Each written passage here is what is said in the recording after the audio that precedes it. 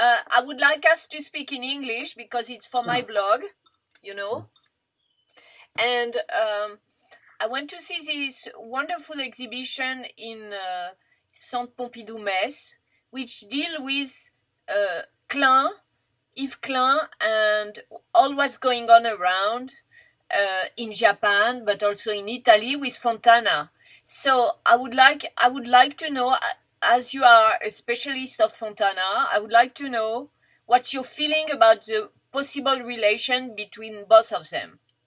Well, it's interesting because I think this show tells about the importance of Yves Klein as a kind of agitator. I mean, it's a kind of instrument, poetical instrument, philosophical instrument, more than just an artist, towards the old and new generation. So I think he's a kind of a pivotal figure on the contemporary art world. And I think the meeting in between Fontana, which of course belonged to another generation, and Klein was fundamental and never studied so well. So I think we have the occasion in this show at Pompidou Metz of seeing the time, the dates of the work, the relations, and also another person which is actually central.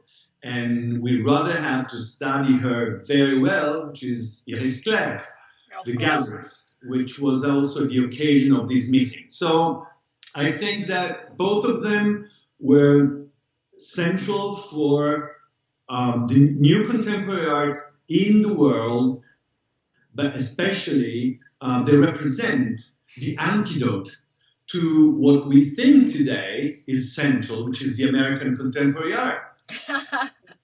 I think that these two champions of philosophical art, conceptual, I would say, are central to understand what was going on after the Second World War in the 50s and in the 60s. So the meeting in between of them was central. But then maybe we can see what happened and when it happened and everything. So, but how did they meet? How did they meet? What was the influence? Well, was very interesting. So we have to think that Fontana was born in 1899. So in the 50s, he was already a very important artist, considered a phenomenal, and he was actually more known in Europe than in Italy, or welcomed. So in 1957, we have the first Yves Klein show in Milan. We actually forget that Milan was central as experimenting the new French tendencies even before in France. Wow. Pierre Astani was mainly based in Milan. All the French of the Nouveau Réaliste came to Milan and worked in Italy.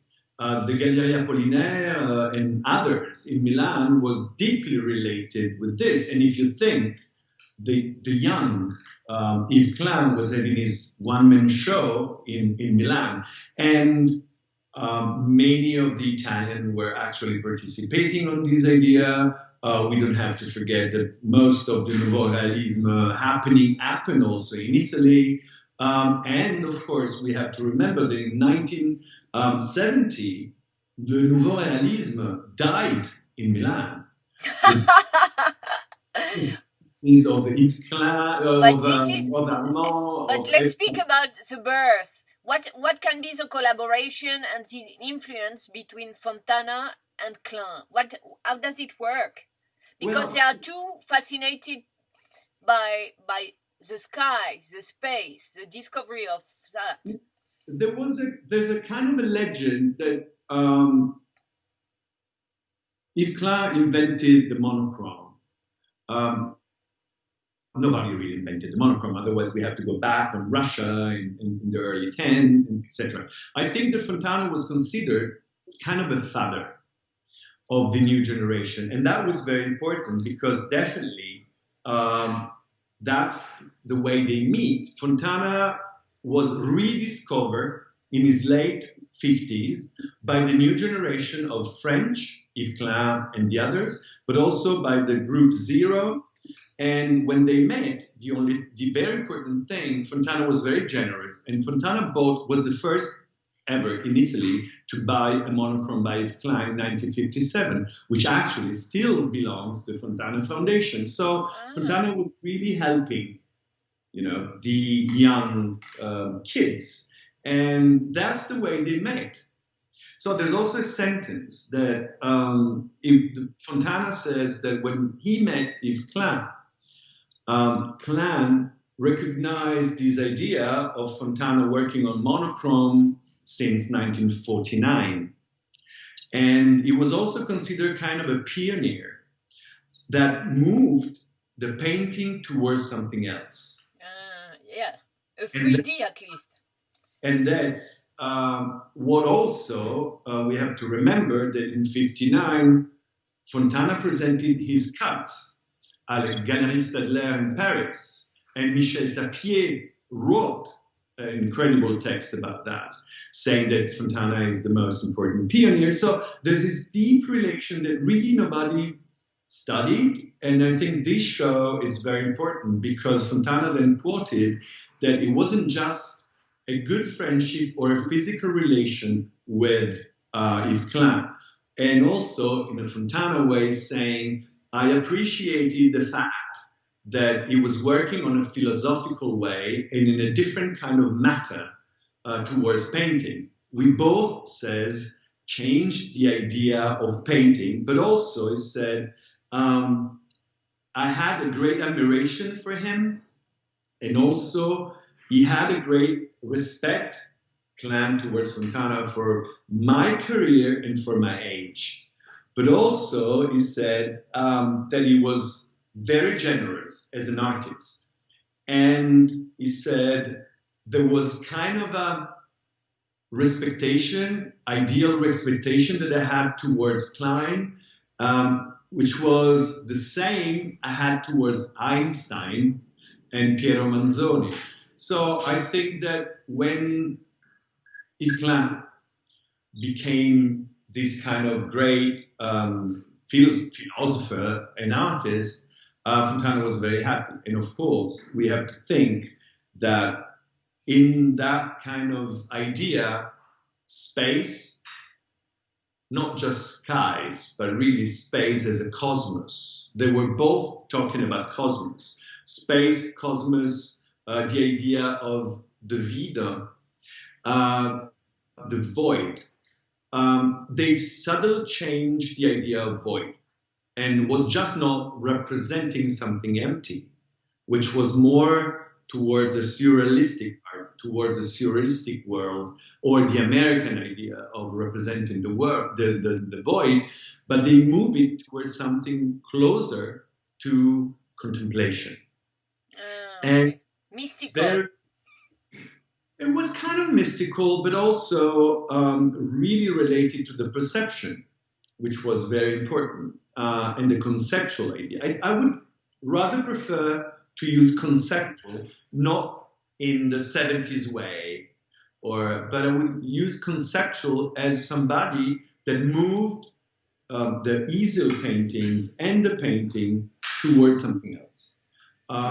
That kind of procedure that was a scandal in the 50s, that moved the idea of the paint towards an object that became a disposal for a mental conceptual space. So you were not buying just a blue painting or a cut. You were buying a disposal that you have to face as a quote, as a statement, as an idea that becomes true. So it's a kind of and it's interesting, it's a kind of a reliquary, a live reliquary of the thoughts. And that's interesting, thinking about Yves Klein going to Santa Rita da Cascia. Exactly. Reliquary, of course. We think about that. And I think it's interesting because it's a faith, it's an act of faith, which is not religion, which is not karma, which is not something we think now, because it's not meditation, it's nothing that we have now as another space we definitely want to go and maybe have a comfort zone. Because now for us, meditation is a comfort zone. A concept is a comfort zone. For them, a concept was something that was taking you in another world and shaking you. And he was also anxious. Fontana always says that when I'm doing these paintings or sculptures, I think about the anxiety of the lunar man, the spaceman that would be there alone in a new world. So they were both, working on a new dimension, mental and conceptual dimension. So I think when we look at Klein or a gesture that Fontana does or Klein does, we're not looking just a performance like, now performance is back on fashion. But we're looking something pivotal that was really changing the sense of the present of the viewer. Think about the ambienti that Fontana was doing since 1949. That's great. Yes, that's true. Okay. We just had an incredible, luckily, scene show in Los Angeles about Fontana's environment, and that's incredible. Think about the idea of having nothing to sell, like Fontana says. You just walk into a space and you become part of the artwork. But he liked selling too, right? Who doesn't? Okay. I remember something incredible in the 70s, anti-commercial. We will never sell, we will never do, and then you will see work like this big in galleries. I think, what Fontana did, and then if Klein understood very well, in another world, in another way, as in another generation, was that the matter of sculpting, because think about Fontana as a sculptor. The matter of sculpting and also the idea of object was completely different. So they're both going towards something that looks more like an object than a representation. Okay. So that's what happened in the 60s. They were both pivotal to change the idea of the artwork. But at the same time, that object, with a color, with a pigment, with whatever, gold, blue, slushes, ovals, etc., it's becoming something you go through or you get involved with. And it has to deal with perception, but definitely has more to deal with ideas. They need a body in order to put a physical moment of their idea. But the work in itself is not masterpieces like, the Informel was doing in the 50s with these kind of, expressive, etc. And also, they both against this idea of I'll throw my liver on the canvas and I kill, the painting, and that kind of Pollock-ish, Mathieu-ish, Tapies, etc. Okay. Sorry. It's a lot. Okay. Bon, that's super. I think that's very important, and art historians or curators need to explore more this field, right? I think it's fascinating. Merci beaucoup. Je vous en prie. Bonne journée. Et on se revoit quelque part. Malheureusement, je devais venir à Paris et le premier pour une conférence, mais impossible. Ah bon? Tampon ici, 5 jours avant, à Paris, aller-retour, même aller à Metz, mais impossible. Quand vous venez, vous m'écrivez, j'aimerais bien qu'on soit juste comme ça, ce serait super. Super bien. Oui. Merci beaucoup. Bonjour.